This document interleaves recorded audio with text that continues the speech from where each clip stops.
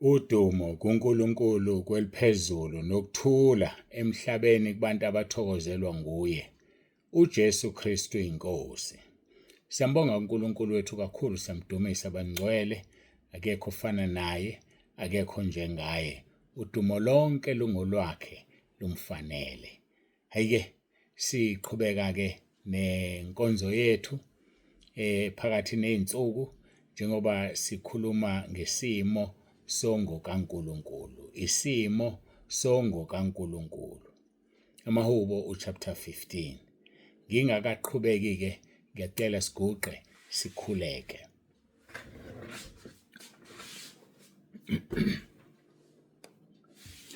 Babolungileyo, babongcwele, uNkulunkulu wethu onomusa, siyabonga ngaso lesi sikhathi, siyakudumisa.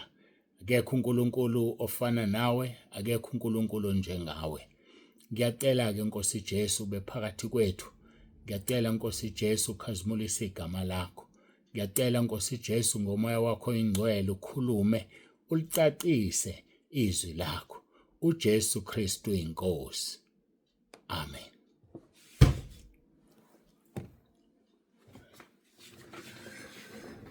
Siyambonga uNkulunkulu wethu kakhulu, siyamdumisa abangcwele, akekho ofana naye, akekho njengaye.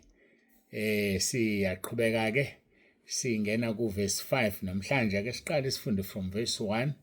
Isimo songo kaNkulunkulu, amahubo 15. Jehova, ngubani oyohlala entabeni yakho? Uxolo. Jehova, ngubani oyohlala etendeni lakho na? Ngubani oyokwakha entabeni yakhe engcwele na? Yilowo ohamba ngobuqotho nowenza ukulunga, okhuluma iqiniso enhlizweni yakhe, ongahlebi ngolimi lwakhe, ongamoni umngani wakhe, nongamhlazi umakhelwane wakhe. Verse 4. Obuka onengekayo ngokuzakumenyanya, kepha ebazisa abamesabayo uNkulunkulu. Ofunga ngokuzakumlimaza, nokho angalaphula izwi lakhe. Sesiyazi ukuthi ukufunga ngento ezokulimaza ungalaphula izwi. Sikhulumile izolo kakhulu ngoJeftha. Ngiyethemba uqale ekuqaleni wezwa ukuthi uJeftha ubeyindoda egcine ingasathandwa, eyayingathandwa, kodwa uNkulunkulu wazikhethela yona, wayisebenzisa. Nyango-ke sefunga ngokuthi okuyophuma kuqala endlini yakhe yokunikela kube umnikelo wokushiswa. Kanti izwi lenkosi-ke wayishaya umthetho uJehova ngesikhathi ukuthi awuyonikela ngomuntu ukuba ashiswe. Cha, isilwane sodwa ukunikelwa ngaso. So kwaphoqa ukuthi-ke uJeftha anikele ngendodakazi yakhe iyohlala ethempelini, indodakazi yakhe iyoba sethempelini. Kodwa yakhalela-ke ubuntombi bayo, yahamba yohlala u2 months nabangani bayo.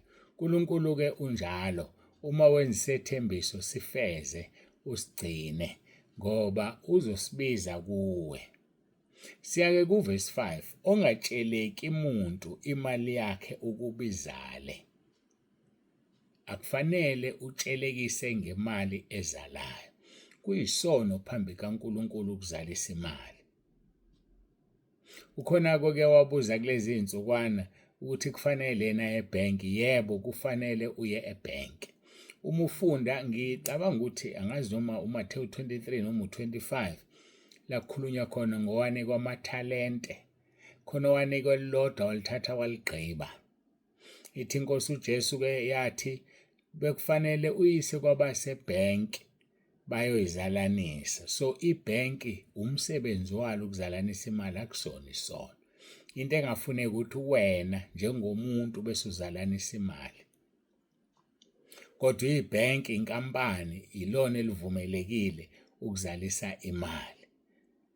Ngiyethemba iyacaca-ke leyo. Kodwa-ke ongatsheleki umuntu imali yakhe ukuba izale, nongamukela umvuzo ngongenacala, owenza lokhu akayokuzanyazanyiswa naphakade. Hey, angeke umuntu azanyazanyiswe. Kodwa-ke uma ungakwenzi lokhu uzozanyazanyiswa. Ake sibuke izwi lenkosi lapha ku-Exodus 22 uverse 25. Exodus 22 uverse 25. Uthi uma utsheleka umpofu wabantu bami okuwe imali, awuyikumphatha njengabatshelekisi, ningabizi inzalo kuye. Uma uthatha ingubo yomakhelwane wakho iba isibambiso, uyakuyibuyisela kuye lingakashoni ilanga. Make wabambisa ngento uyibuyisela kuye lingakashoni ilanga. Ngoba nje ubambise ngengubo nje ucabanga ukuthi uzolala ngani. So ngamanye amagama uphawu lolo lokuthi awukwazi ukubambisa ngento kumuntu. Uthi okay ngizokwenzela lokhu, sibambisa ngalokhu, akubanjiswana. Akubanjiswana, ishoriti ayisebenzi la. And izwi leli elidlalekayo uma uya kwizaga, ngicabanga ukuthi izaga 22 lize likhulume lithi ngicabanga ukuthi izaga 22 verse 20, ungabi ngowabaxhawulanayo nowabayizibambiso zezikweletu, ungabi ishoriti, ungabi guarantor. Bangakanani abantu abathenga abantu ngey'moto, asebenzise wena othenga imoto umfowenu, kuyaba akasakukhokheli sekungcola igama lakho. Kuyisono lokho, uNkulunkulu akakufuni.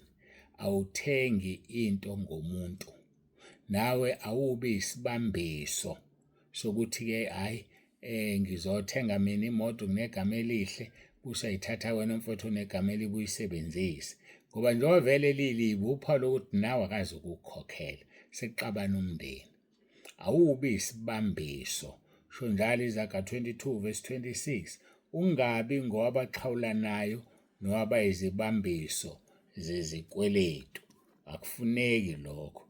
Ngizozama noma ngikhuluma la ukubona ukuthi i-NIV ngiyayithola yini, siza ukuthi ithini yona kwizaga Proverbs. Yavele yashona leke lento le.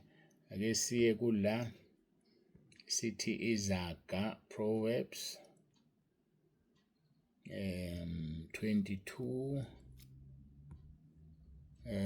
verse 26. Uthi ngesiLungu, do not be one of those who shake hands in a pledge.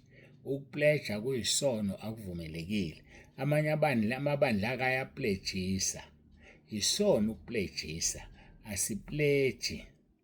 Awubafaka abazalwane ekweletini, ubanike imvilophi, bapledge ukuthi ngizoletha 1,000, ngizoletha u-500 rand, ngizoletha ini. Ngoba kugcina umzalwane engenayo leyo mali, bese kuba yisono ukuthi uthembisile. Agcina umzalwane uyifuna kumashonisa, imhlule kanti iyangena endlini kaNkulunkulu. uNkulunkulu akayifuni leyo nto, ukupledgisa. So ungabi ngowabaxhawulanayo nowababambisayo ngezikweletu. Verse 27, uma kungekho ongakhokha ngakho ubuya kushuselwana umbhede wakho phansi kwakho na? If you have nothing with which to pay, why should he take away your bed from under you? So-ke, do not be one of those who shake hands in a pledge, one of those who is surety for debts. Ungabi surety, ungabi guarantor. Uthi hayi mangabe ubani engasakhokhi yobanjwa kimi. uNkulunkulu akakufuni lokho. uNkulunkulu akayifuni leyo nto. Singabi ngama-surety nama-guarantor. So-ke izwi lenkosi-ke licacile kulokho, lisobala ngendlela emangalisayo ukuthi leyo nto leyo ayifuneki kuthina abantwana bakaNkulunkulu. So ku-Exodus 22 verse 25 uthi uma utshele kompofu wabantu bami okuwe imali awuyikumphatha njengomtshelekisi, ningabizi inzalo kuye. Uma uthatha ingubo yomakhelwane wakho ibe isibambiso, uyakuyibuyisela kuye lingakashoni ilanga. Ngokuba iyisimbozo sakhe esisodwa, iyisibambiso somzimba wakhe, uyakulala ngani na? Kuzakuthi nxa ekhala kimi, ngiza kumuzwa ngoba nginomusa. Uzothi mayikhala uNkulunkulu amuzwe, abese kushaya wena othatha isibambiso. Yiyo-ke lento edala ukuthi kungatshelekiswa ngemali, ngoba khona ababambisa ngey'moto, khona ababambisa ngokuthi izinto ey'thize. uNkulunkulu yilona nto angayifuni. Alingashoni nje ilanga, isibambiso sikulo muntu obambile. So-ke ma lingashoni ungenakho kokukhokha, so asikho isidingo sokubambisa. Asibambisi, izwi lenkosi licacile kuloko. Bese sidlulela ku-chapter 23. Chapter 23, sibheke uverse 8. Verse 8, chapter 23, uverse 8. uthini yena? Awuyikwamukela isipho ngokuba isipho siphuphuthekisa ababonayo, siphendukezele amazwi olungileyo. uNkulunkulu akafuni samukele isipho. Isipho phela uma usamukela khona into umuntu ayilayinele, khona into umuntu ayifunayo. Ngikhumbule insizwa engixoxela yayifuna ibhilidi elithize edrobheni elithize. So mayifuna ibhilidi lendoda ababeliphethe bayiziqhumama badla kahle abafuna bathatha inqumo. Wabamema wayodlala igalofu nabo, wabathengela utshwala, wabaphathela izipho, kwadlalwa igalofu kwaqeda, ngomsombuluko yaphasa idili yakhe. Yilokho kushoyo ukuthi kwakungafanele bamukele isipho ngoba isipho siphuphuthekisa ababonayo. Umuntu ugcine eselalisa nje noma into ingalungile ngoba usephuphuthekiswe isipho. So awuyudiza, awuyubribe ngemali noma ngesipho noma ngani-ke nje. Asibribe, ukubribe isono. So uma ufuna umsebenzi ufune nje kahle musugwazela. Uma kuwukuthi umsebenzi okuwo wawugwazela, udlisa iy'ngane zakho uphoyizeni, ushevu. Mhlambe nje walobola ngemali erong. Umfazi wakho uhlezi endlini uyisiqalekiso ngoba wamlobola ngemali erong, ngemali egambling. uNkulunkulu akafuni sizenze lezo zinto. Ngakho-ke kukubiza ukuthi wena uthembeke, ube honest, ube qotho. Ukuba qotho ukungadizi. Mhlawumbe okwadizela nethikithi lasemgwaqeni. Ku-wrong lokho, ungalidizeli ithikithi. Ma u-wrong, ya-admit ukuthi u-wrong, uxolise, bakuxolele. Ma bengakuxoleli, bakubhale ithikithi. Ma bekubopha, mabakubophe ngoba unjani? Wonile, musudiza, musukhipha imali. Isono phambi kaNkulunkulu. Angazi-ke mhlawumbe usawkwadiza wena. Mhlawumbe into yakho vele uhlala uhamba uphethe imali yamaphoyisa ukuthi uma ekumisa uwanikeze. Isono phambi kaNkulunkulu. uNkulunkulu akayifuni leyo nto. uNkulunkulu ufuna abantu abaqotho, ufuna abantu abahambisa kahle izinto.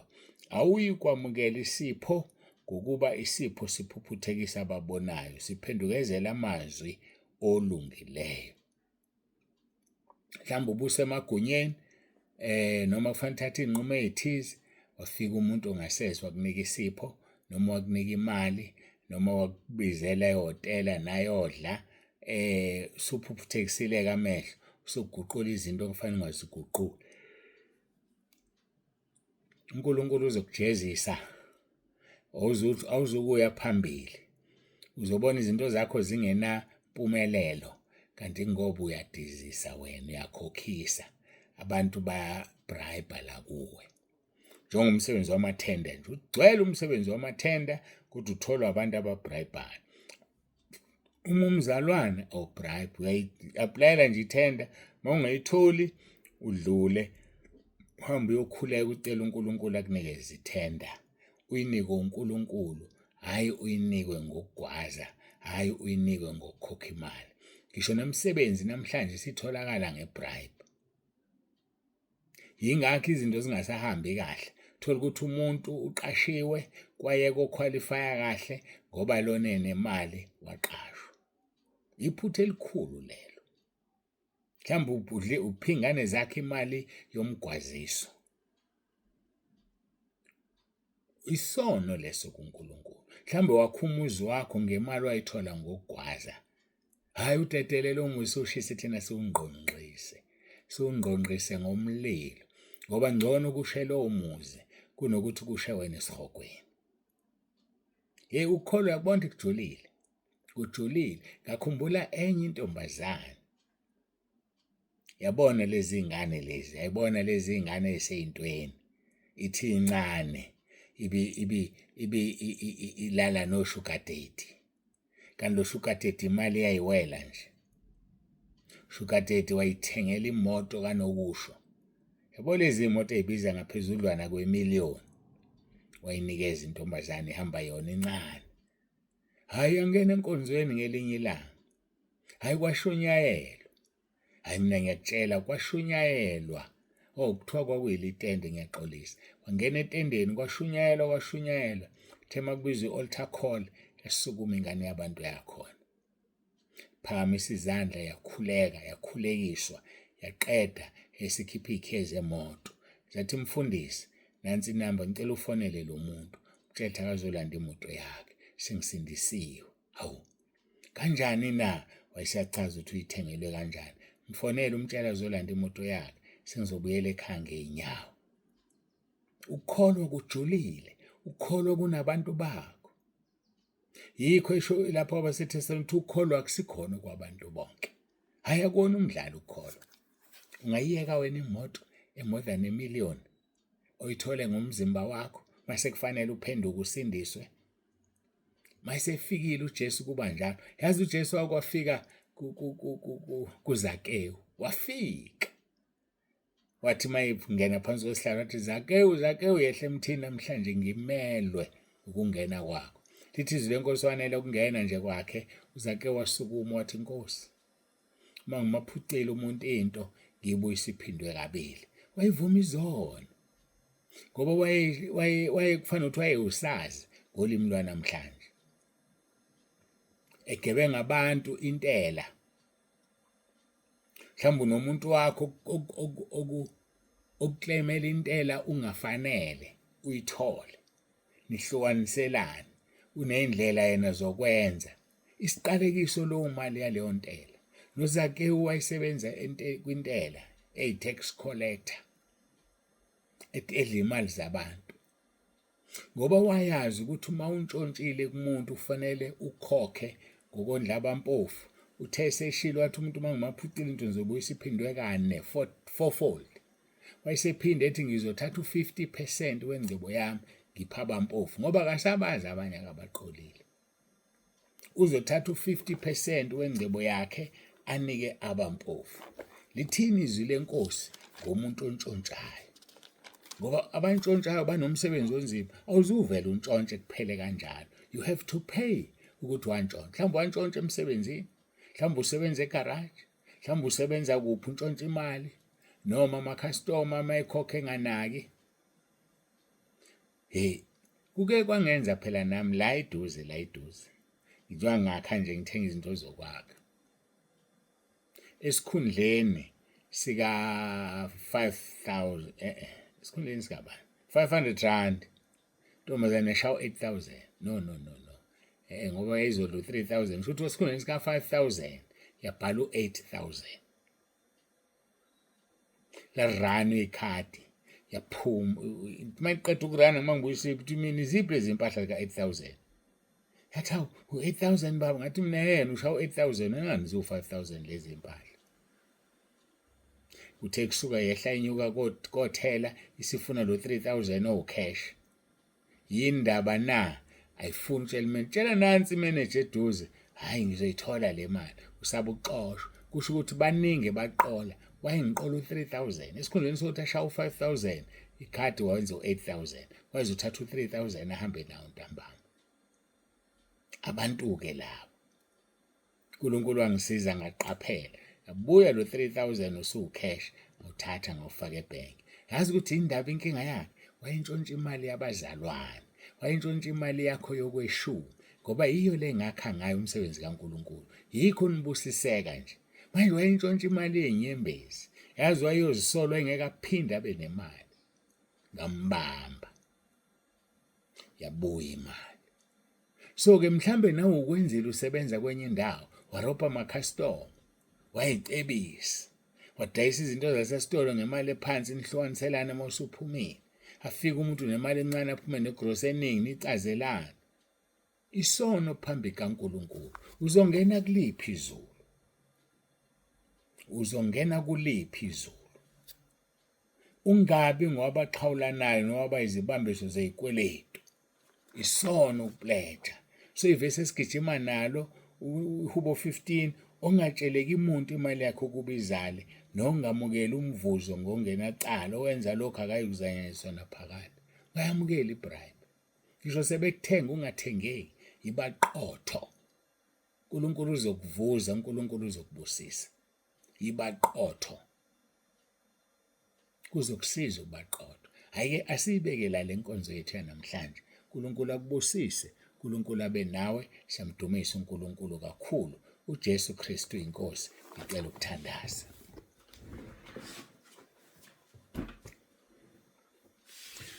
Baba, egameni likaJesu ngiyayithoba phambi kobuso bakho. Siyakubonga Nkosi ngothando senzele lona. Siyabonga ngale nkonzo. Ngiyacela ubusise, ngiyacela Nkosi ubiyele abantwana bakho. Yiba nabo-ke Nkosi kukhona konke sinikela kwena uqobo lwethu. Sisize silizwe, silenze izwi, silungise lapho sone khona, ngoba ngeke singene ezulwini singayilungisile indaba yethu. uJesu Kristu inkosi. Amen.